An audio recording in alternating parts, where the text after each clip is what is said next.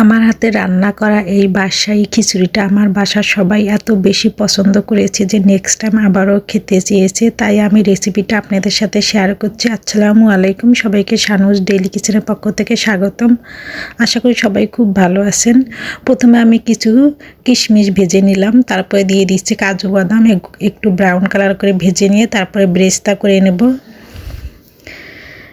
এখন আমি কোয়েল পাখির ডিমগুলো ভেজে নেব, সামান্য একটু মরিচ এবং লবণ দিয়ে ভেজে নিচ্ছি। তারপরে বেশ কিছু পেঁয়াজ কুচি, আদা, রসুন, তেজপাতা, গরম মশলা একসঙ্গে তেলের সাথে কষিয়ে নিয়েছি। তারপরে আমি ভিজে রাখা, পরিষ্কার করে ধুয়ে রাখা মুগ ডাল দিয়ে দেব।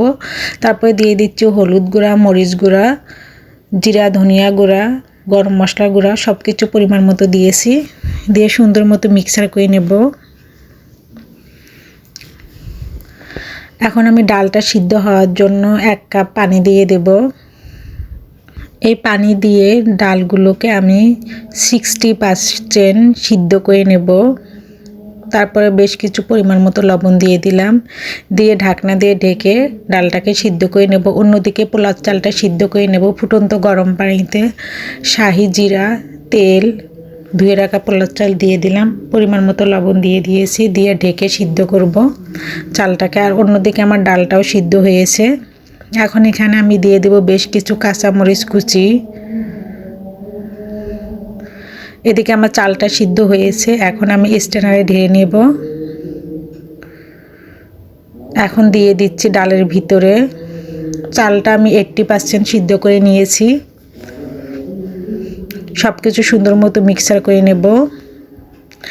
আর এই খিচুড়িটা খেতে অসম্ভব মজা হয়। আপনারা কে কে খেয়েছেন কমেন্ট করে বলবেন, আর যারা কখনো খাননি একবার ট্রাই করে দেখবেন, খেয়ে অনেক মজা পাবেন, বারবার খেতে চাবেন। সব কিছু সুন্দর মতো মিক্সার হয়েছে। এখন আমি ভেজে রাখা কোয়েল পাখির ডিমগুলো দিয়ে দিচ্ছি, কিশমিশ দিয়ে দিচ্ছি, ভেজে রাখা কাজু বাদাম দিয়ে দিচ্ছি, ঘি দিয়ে দিচ্ছি, চতুর্দিক থেকে ছড়িয়ে দিয়ে দিচ্ছি। সব কিছু একটু মিক্সার করে নেব। এ পর্যায়ে আমি 1 কাপ লিকুইড দুধ দিয়ে দেব। গুঁড়া দুধ আমি হালকা কুসুম পানিতে গুলিয়ে নিয়েছি, সেটা দিয়ে দিলাম। এখন কিছু বেরেস্তা দিয়ে দিচ্ছি, দিয়ে আবারও মিক্সার করে নিচ্ছি। উপর থেকে আরেকটু বেরেস্তা দিয়ে দমে রেখে দেব 30 মিনিটের জন্য। ফিরে আসলাম 30 মিনিট পর। এখন উল্টে পাল্টে নেব।